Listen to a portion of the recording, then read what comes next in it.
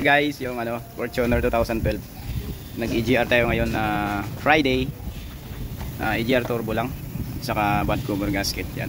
So, hindi ba natin nabubugaan dito. Pero ngayon, so far, ano na, isa't kalating oras na yung binabad namin na, ano, na parts ng EGR doon sa ano, Ultra. So, pupuntahan natin ngayon guys. Yun ang pupuntahan natin ngayon.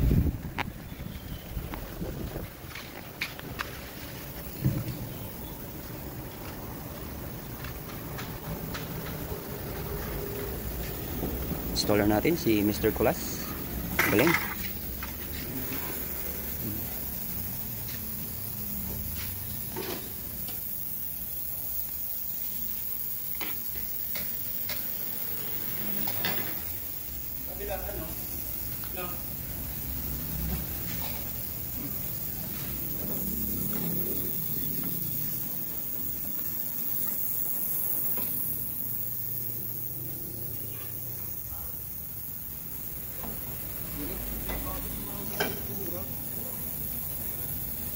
Sir, sumamit din.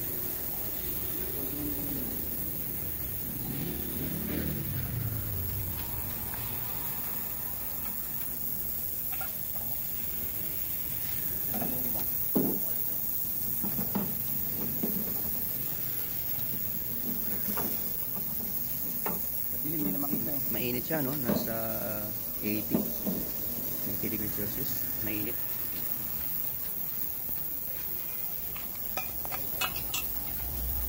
Kaya talagang yung carbon sa kaloob-looban itanggal.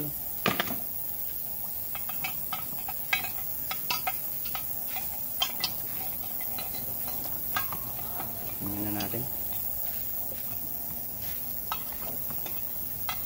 Sa init niya talagang kaloob-looban tanggal. Ayan, no?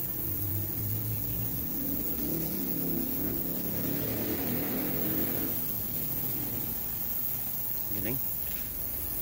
Parang bago na ulit, ah.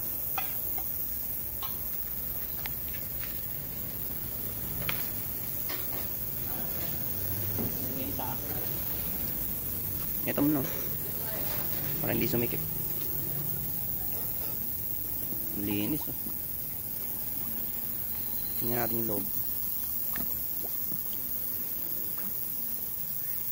Yan, oh. Parang bago.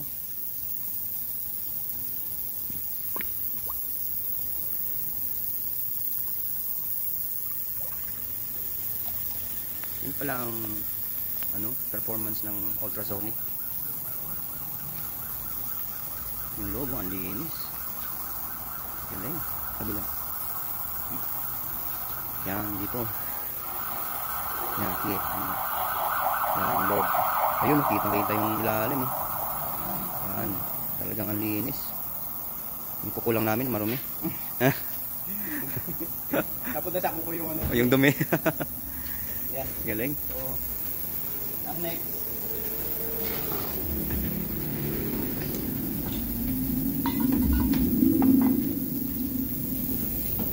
Ayan, kinakapa ni Master yung ano, kasi ang dilim daw sa ilalim. Mga pa eh. Kaya nga. Yun, oh. Oh, EGR. Oh, umusok-usok pa, oh. Yun, oh. Umusok-usok pa. Galing.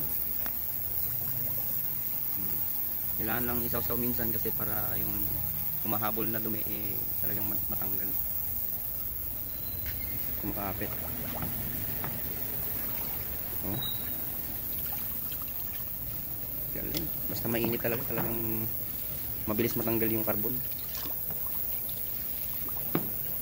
Yan performance ng ano, walang screenshot to. Tunay ito. May nakita kasi may nakita kasi kami sa Facebook before and after pero magkaibang EGR na ano ang pinakita. Galing. Yan ang linis ng ultrasonic.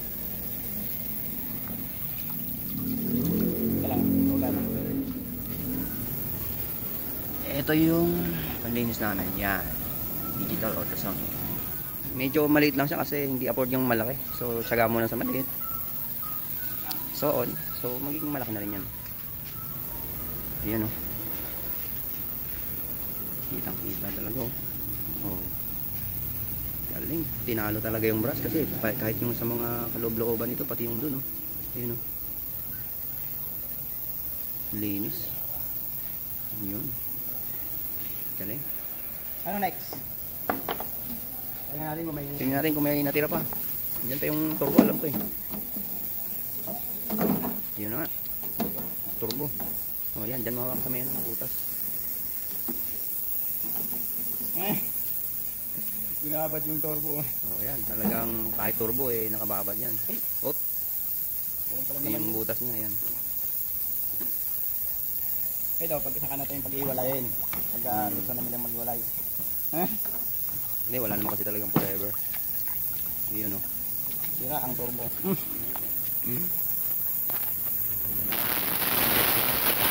May ikot dyan sa loob. Ayun, no? Linis na, pati yung sa kabila. Puro carbon kanina, yung sa likod. Yuta. Tapos lagyan natin ng langis. Mamaya. Tanggalin muna natin yung mga mikos-mikos dyan. Ayan. Kargado ng carbon to kanina. Mamaya na. Mamaya na ulit kasi hindi na kasya sa ating table. So alam ko may natira pa dyan eh. So isa-isa nating sprayan ng hangin.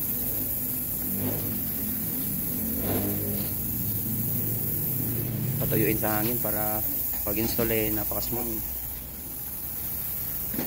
Yan ang ultrasonic. Yan. Kasi pag brush nga naman, paano mo mababrush yung kaloob-looban nito? Ito talagang linis. Oh. Malinis.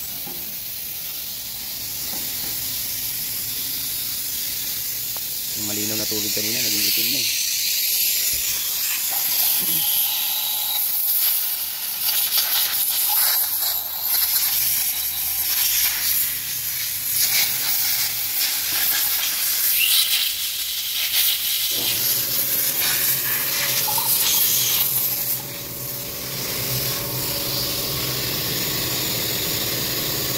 Ayan guys.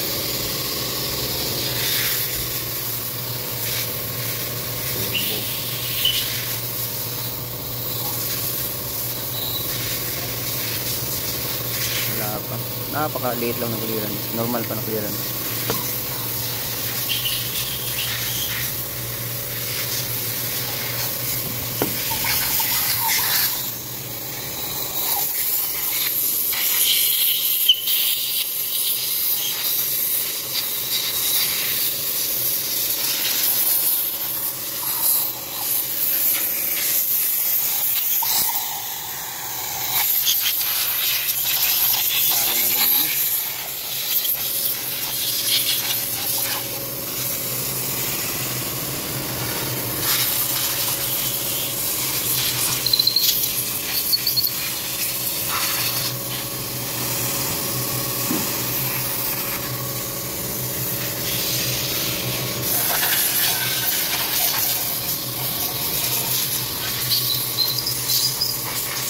Guys, nagpe-facelift din kami dito. Ayan. Facelift din kami. Ayan. So dahil may AGR, priority ang AGR. After, balik na naman sa facelift.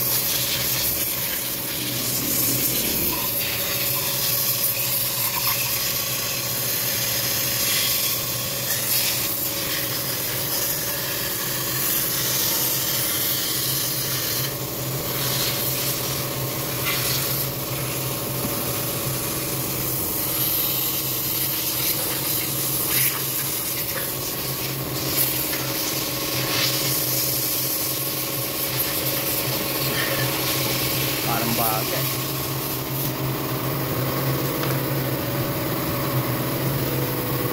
Yan ang nakakaganang i-install.